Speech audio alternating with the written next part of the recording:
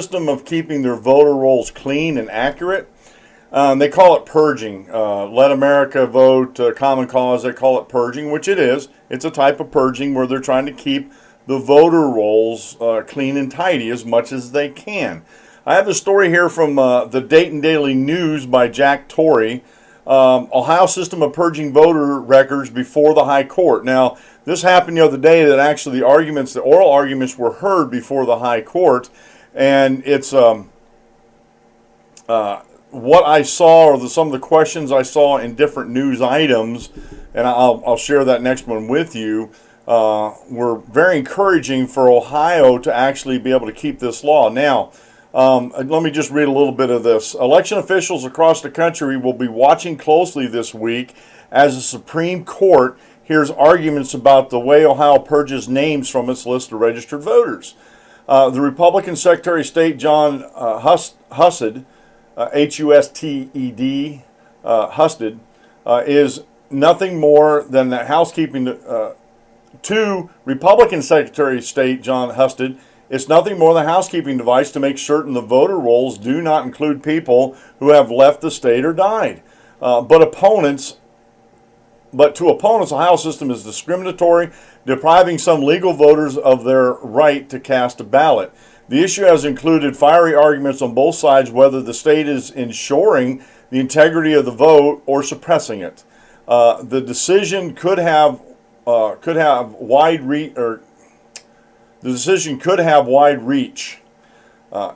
If the justices strike down Ohio system, the decision expected this spring, Ohio and more than a dozen other states will have to revise their election laws. Now, there's two views to this, folks. Central to the dispute between Ohio and the American Civil Liberties Union is a small part of the state's voting law. If a person skips voting in a 2-year period, that sets in motion a legal process that could eventually lead them to being removed from the voter rolls. Opponents say that's way too quick, and that penalizes intermittent voters who are often lower income. Now, let me stop reading here. It always goes to some type of inequity. It's either disenfranchising minorities or it's disenfranchising the poor. And can I say something here without getting in too much trouble? And this is purely anecdotal, okay? Most of the poor people I know don't vote. Whatever their reasons are, they don't vote. Okay, now maybe that's only my experience. You know, who knows? I'm just putting it out there. Okay, this is a way that demonstrably kicks people off the voter rolls when the only thing they are guilty of is not having voted in a recent election, said Richard Sapphire, professor emeritus of law at the University of Dayton and who helped write the ACLU's legal briefs. And that's not a reason to disqualify people from voting in the future. But Michael A. Carvin, an attorney in Washington, D.C., office of the Cleveland law firm Jones Day, said Ohio's law does nothing of the sort. And this is, let me stop reading here, and this is a ploy of regressives in this country. Regressives that fill the ranks of Let America Vote, regressives that fill the rank of Common Cause.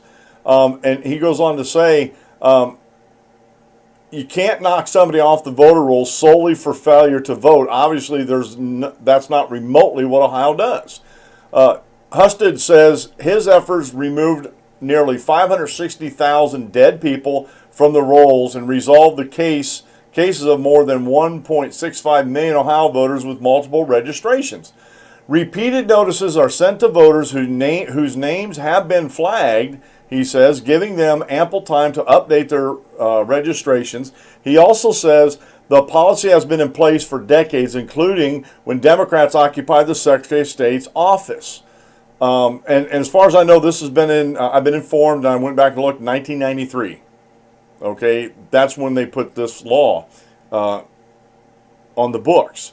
And this law actually mirrors, let me go over and look at this here, actually mirrors the National Voter Rights Act.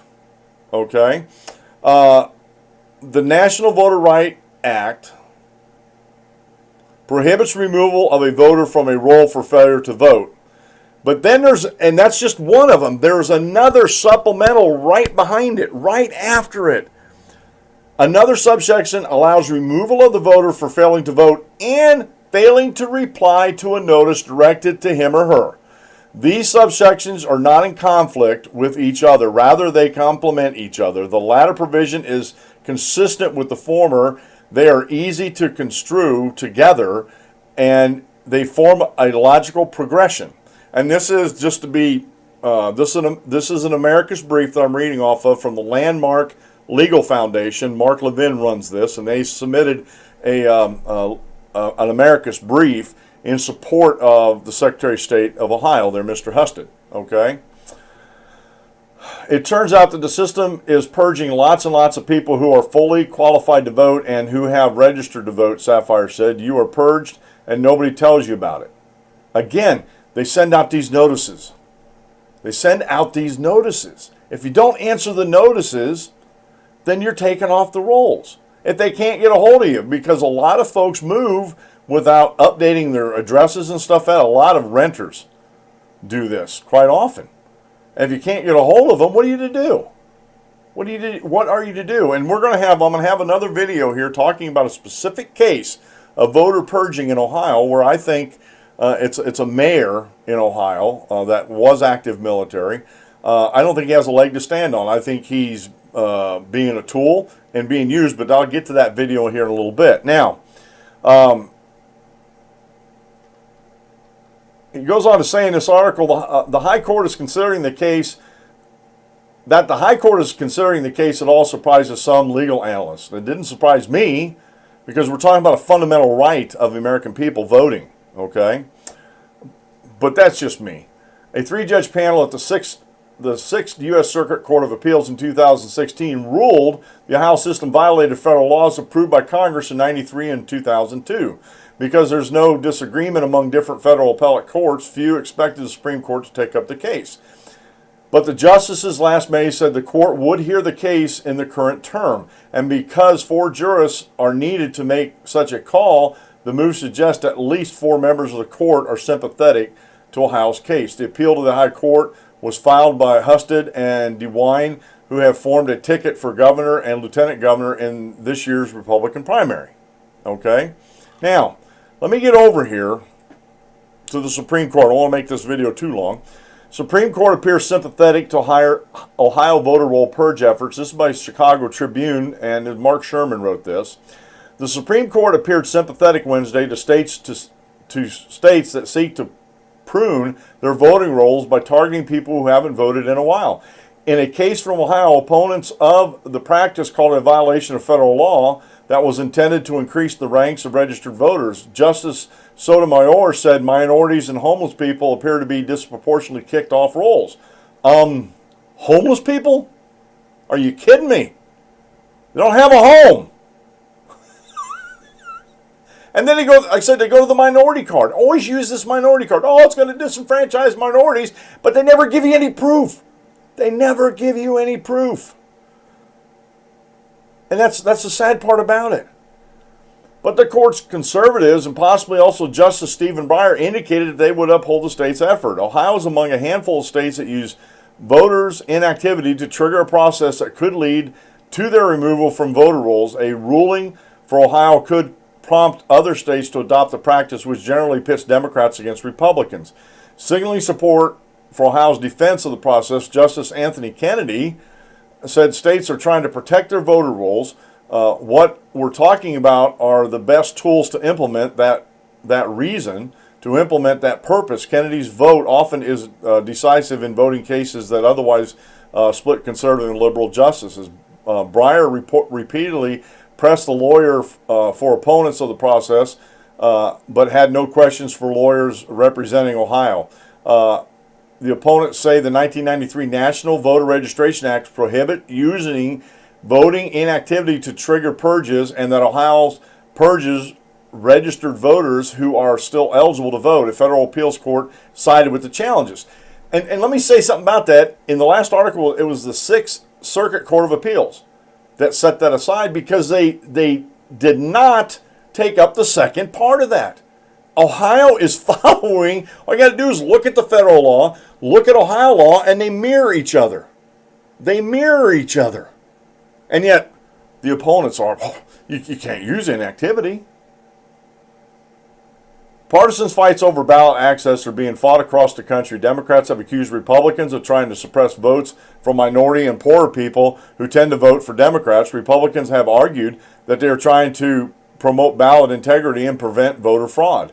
Under Ohio rules, registered voters who fail to vote in a 2-year period are targeted for eventual removal from registration rolls, even if they haven't moved or remain eligible. The state said it only uses the disputed process after first comparing its voter list with a U.S. Postal Service list of people who have reported a change of address, but not everyone who moves notifies the postal office, the state said. So, if the state asks people who haven't voted in 2 years to confirm their eligibility, if they do, or if they show up to vote over the next 4 years, voters remain registered. If they do nothing, their names eventually fall off the list of registered voters. Okay. Ohio is backed by 17 other mostly Republican states of the Trump administration, which reversed the position taken by the Obama administration. Sotomayor asked Solicitor General Noel Francisco at length about the switch. Seems quite unusual for that your office would change its position so dramatically, Sotomayor said. Francisco said the new administration thinks the National Voter Registration Act reflects a compromise between dramatically increasing the number of voters on the voter rolls and giving states the flexibility they need to manage the issue that arises when you have overinflated voter rolls. And let me stop that here. That could be the case in those 11 districts out in California, one of which has 144% registered voters, and that's of the residents. That's of residents that are of voting age. 144% more. Okay, and that could be it. A decision for Ohio would have widespread implications because it would fuel a broader effort that makes more difficult and costly to vote. Ohio opponents said a dozen mainly Democrat states also want the Supreme Court to declare the Ohio system violates federal law. And if you, like I said, if you compare the two, they do not violate federal law. They do not violate the National Voter Rights Act, because the National Voter Rights Act actually has that mechanism in there. After a certain time of voting, you can start a process that if they don't reply to notifications, that they're taken off the voter rolls. It's just that simple, folks. And this is the problem we have with regressives in this country. They don't want to follow the law. They see the law. It's a reasonable law. The states have to do something to try to help keep the voter rolls somewhat manageable. And it's not voter oppression. And if you are purged off the voter roll because you haven't voted and you didn't reply, whose fault is that? Whose fault is that? It's not the state's fault. It's your fault. And for some reason in today's society, people just don't want to take personal responsibility. They just don't. I'm Dan Clements, your constitutional warrior. Remember, if you aim at nothing, you hit it every time. Have a great rest of the day, folks, and we'll see you on the next video.